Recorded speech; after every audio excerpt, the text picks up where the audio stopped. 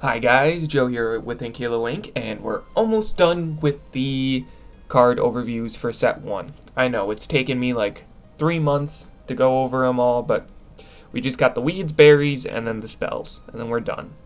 I'm pretty sure. But anyways, let's just get right into it. I've been gone for a little bit, but I'm always gone for a little bit, so that doesn't matter. So we'll be going over the weeds today, the weed plants. Other than having a funny group name, they're really kind of a bunch of oddballs. They tend to have very bad stats, but they also tend to be very cheap. They're kind of like just a swarm faction, or not faction, but play style. They got, again, a lot of weak stats, but you're getting a lot of them on the field. They're mostly used to get points early or quickly. So to just get right in, we have Terravines, one of my favorite weed cards.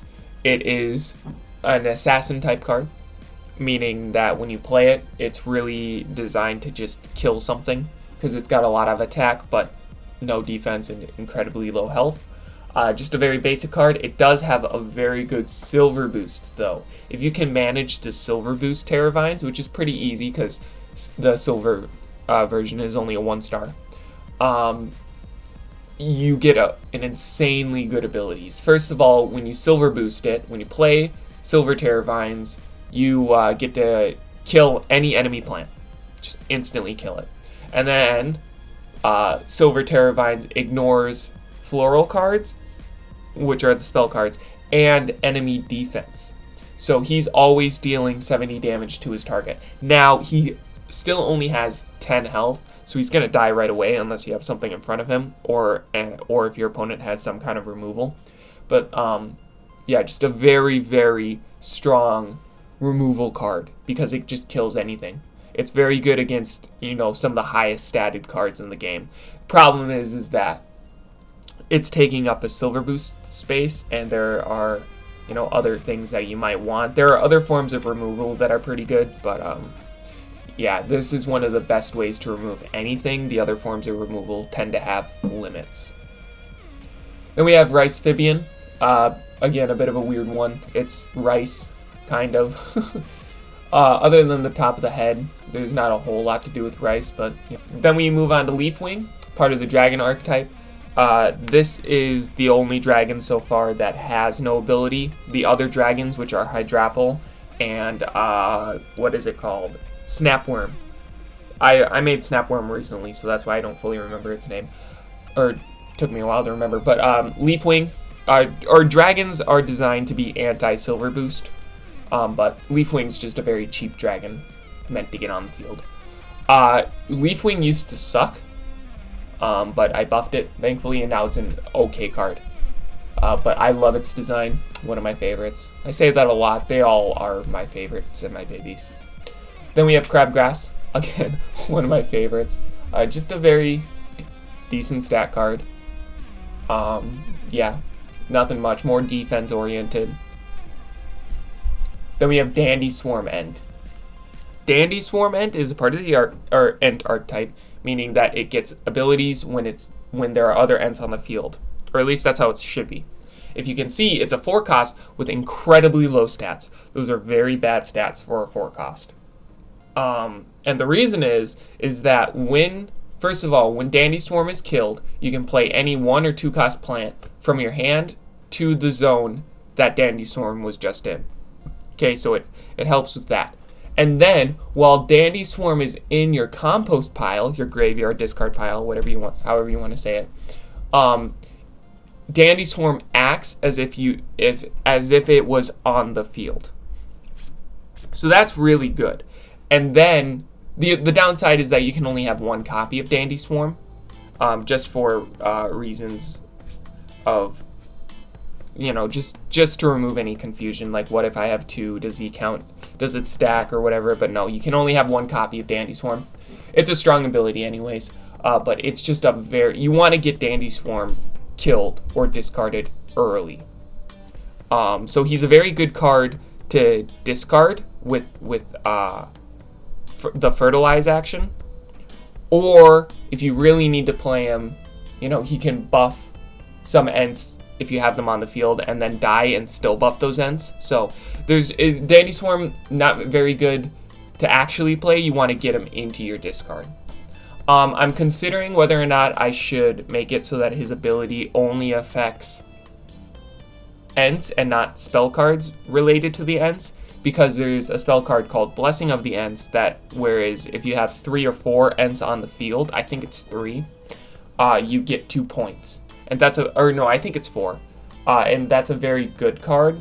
And so having Dandy Swarm kind of cheat its way into that, I think I'm going to have to make that not so, but... Then we have Tofu Cube. Tofu Cube is purely defense, he can't attack, and he's got a really great ability. When a plant on your side of the field dies, it's basically got the exact same ability as Dandy Swarm, only a different plant has to die, and then you get to play Tofu Cube. So when a plant on your side of the field is killed, you can instantly play Tofu Cube to that space. Then we have Scorpithorn. Scorpithorn is one of the weirdest, not weirdest, but one of the plants that I've fiddled with possibly redesigning, and each time I just didn't like it, so I just kept it. But yeah, I don't know, he's okay. Devin likes him, so I keep him. He's a bit of an oddball. He's a 3-cost. He's kind of another assassin type card. He's got a really high attack but pretty low defense and health, but yeah, just another stat card. Then we have Frosty, which is a very weak statted card, but once during your opponent's turn, when an enemy plant makes an attack, you can cancel that attack.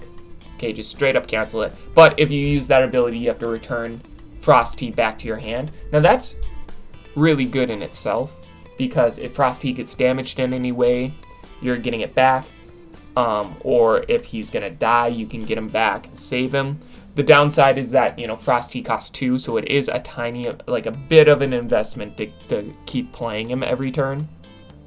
But if you can get him on, every other turn or every 2 or 3 turns, that's good, because you could play him, get a point, or play him into an empty lane, get a point, and then cancel an attack, get him back into your hand, and repeat. So he also has a silver boost, where when played, no one can attack until your next turn. So that's a very good stalling option. And then once per game, at the start of your turn, you can shuffle your hand back into your deck and draw 4 new cards. And then you can only have 1 copy of Silver Frosty in your deck. So it's a bit of a just a refresh type thing. If you got a bad hand and you don't want to just use your actions to draw cards and slowly fertilize out the bad cards, you can just use Frosty and just, swap it. And then finally, last but not least, the strongest card in the entire game, no doubts about it. If there was a rating system, this would be ultra rare. We have Troll Leaf. A 3-cost, 5 attack, 5 defense, 5 health. Mwah. All joking aside, Troll Leaf, just every set's gonna have a troll rare, which, I mean, there is no rating system, there's no rarities, but if there were, Troll Leaf would be a rare card, but it would be a shitty rare card. That's the whole point.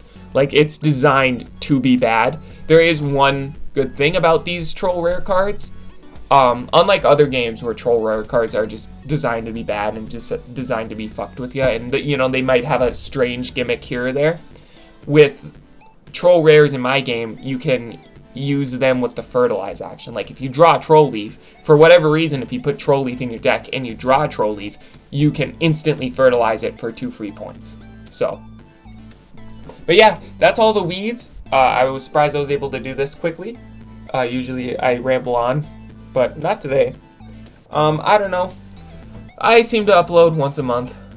I wanted to upload, or I want to upload more, but I just don't find the time or whatever.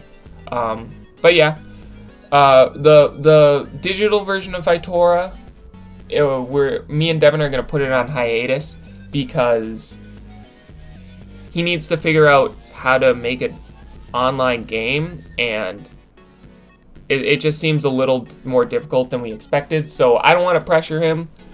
or anything like that, because he'll be doing most of the work. So I don't want to pressure him or anything, but so the digital version won't be happening for a while, but you know, it's still planned. We still want to make it because me and Devin love this game, and you know, we would love a digital version. So, but yeah, that's all I have to say. Hopefully in the next video won't be too far away. Hope you guys enjoyed. See you next time. Bye.